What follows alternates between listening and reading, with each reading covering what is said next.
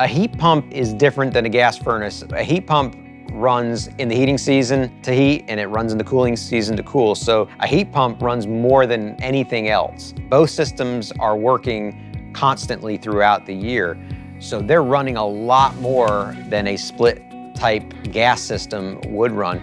So having that service is even more important. You can have a whole host of things that can occur when you do not have preventive maintenance, not the least of which are breakdowns. I'd say probably 60 to 70% of the breakdowns that occur are very preventable. They're very simple things that could have been caught on a maintenance if you had one every 6 months.